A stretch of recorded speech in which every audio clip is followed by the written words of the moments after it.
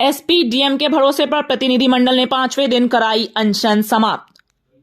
फर्जी मुकदमे के आरोप में न्याय की मांग को लेकर बेमियादी अनशन पर बैठे लगभग आधा दर्जन अनशनकारियों का 5वें दिन प्रदर्शन समाप्त हो गई। यह फैसला प्रतिनिधिमंडल को मिले एसपी डीएम के संयुक्त भरोसे के बाद लिया गया। इस संबंध में सीपीआई के राज्य परिषद सदस्य अनिल कुमार अंजान ने धरने पर बैठे लगभग आधा दर्जन लोगों को जूस पिलाकर अनशन समाप्त कराया। इस दौरान सीपीआई नेता ने बताया कि शुक्रवार को जिलाधिकारी के समक्ष धरने को लेकर उन्हें ध्यान आकृष्ट कराया गया, तो डीएम ने फौरन एसपी को बुलाकर घटना के संबंध में जानकारी हासिल की। श्री अंजान ने बताया कि दोनों वरीय अधिकारी ने भरोसा दिलाया कि धरने पर बैठे पीड़ित मोहम्मद आबिद सहित उसके परिजनों को जिन पर भी मुकदमे किए गए हैं, तब तक कोई कार्रवाई पुलिस नहीं करने जा रही है जब तक कि जांच रिपोर्ट सामने नहीं आ जाती है। सीपीआई नेता ने बताया कि अधिकारियों ने साफ साफ शब्दों में कहा है कि चाहे जो भी हो, दोषियों पर कार्रवाई होगी। उन्होंने दुख जताते हुए बताया कि गणतंत्र दिवस पर समाहरणालय का यह द्वार नहीं खुलना जिले के इतिहास में शायद पहली घटना है। अनिल अंजान ने बताया कि सभी आश्वस्त थे कि जनतंत्र इनको भाएगा और इन्हें न्याय मिलेगा, लेकिन ऐसा नहीं हुआ।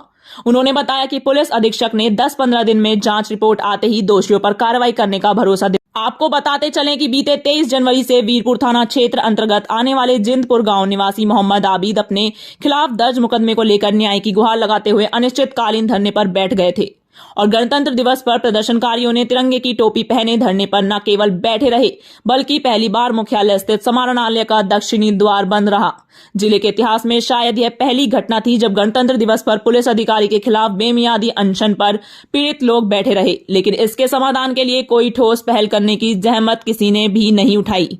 ना तो जिला प्रशासन, ना ही पुलिस अधिकारी और ना ही सत्तारूढ़ अथवा विरोध दल के जनप्रतिनिधि। और आमतौर पर धरना के लिए चिन्हित स्थल गणतंत्र दिवस के दिन जिले वासियों की नजर में खास स्थल बन रहा। बेगूसराय से अवधेश कुमार की रिपोर्ट। अनिश्चितकालीन धरना का आज 5वां दिन है।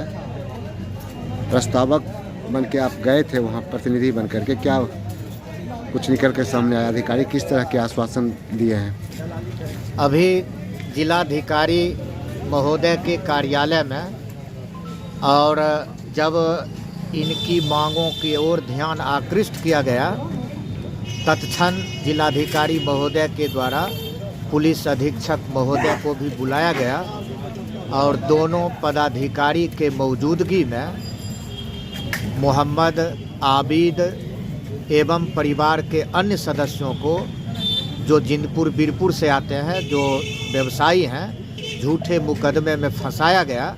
और इस ओर जब ध्यान आकृष्ट किया गया तो पदाधिकारी द्वय के द्वारा ये आश्वस्त करवाया गया कि मोहम्मद आबिद या परिवार के जो भी सदस्य हैं जिनके ऊपर आप कह रहे हैं कि झूठा मुकदमा किया गया है, हम उनके ऊपर कोई कार्रवाई करने नहीं जा रहे हैं तब तक जब तक कि जांच प्रतिवेदन सामने नहीं आ जाता है।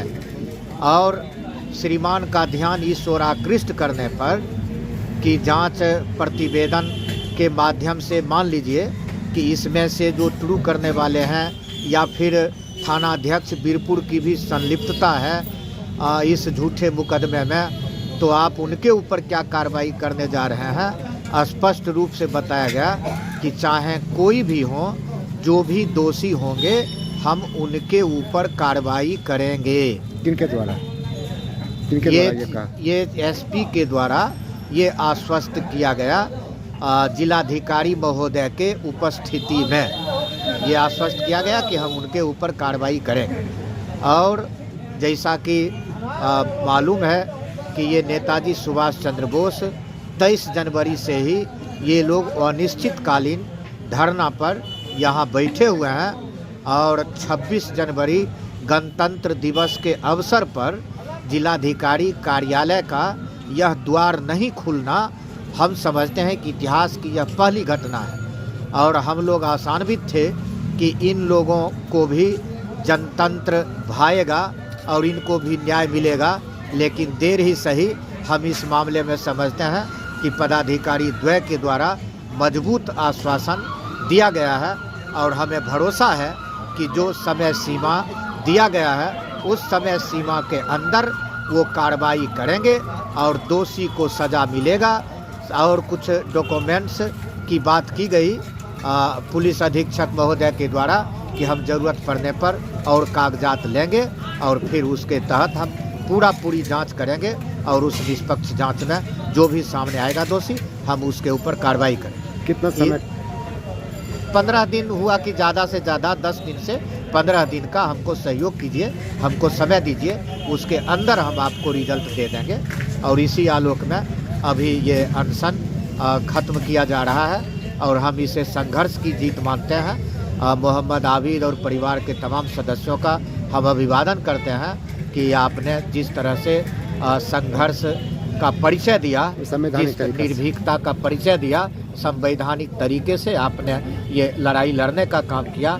और इस बीच में जो भी डॉक्यूमेंट्स पत्राचार आपने जहां भी उच्च स्तरीय पदाधिकारी तक आपने देने का काम किया, हमें भरोसा है कि हमें न्याय मिलेगा। और इसी आलोक में आज का यह धरना अभी समाप्त किया जाएगा और हमें भरोसा है कि वो निश्चित रूप से अपने आश्वासन को पूरा करेंगे। प्रतिनिधि मंडल में कौन कौन शामिल थे? हमारे अलावे मोहम्मद जावेद जी थे, मोहम्मद चांद जी थे शामिल, और मोहम्मद नबी रसूल, मोहम्मद अब्दुल गफ्फार, मोहम्मद सरफराज, ये लोग उसमें शामिल थे। लगभग आधा दर्जन लोग जी, ये सब प्रतिनिधि मंडल में शामिल थे और इन सब के मौजूदगी में ये आश्वासन दिया गया। और हम समझते हैं कि ये संघर्ष की जीत है और जिस तरह से इन लोगों ने निर्भीकता का परिचय दिया उसकी जीत। क्या नाम हुआ सर आपका? अनिल कुमार अंजान, CPI बिहार राज्य परिषद सदस्य। क्या हुआ आपके 5वें दिन? आज 5वें दिन माननीय जिलाधिकारी महोदय की उपस्थिति में SP साहब के समक्ष अनिल अंजान दा अपने प्रतिनिधि मंडल के साथ वार्ता किए और उनका यह आश्वासन मिला कि हमको 10 से 15 दिन का समय दिया जाए और मैं इसमें निष्पक्ष रूप से जो दोषी पाए जाएंगे उस पर कार्रवाई करूंगा। और मुझे आशा है, उम्मीद है कि, और उनसे मांग भी यही था कि आप निष्पक्ष रूप से जांच करें और हम फर्जी जो मुकदमा किया गया हम लोगों के ऊपर, हमें इससे मुक्त करें।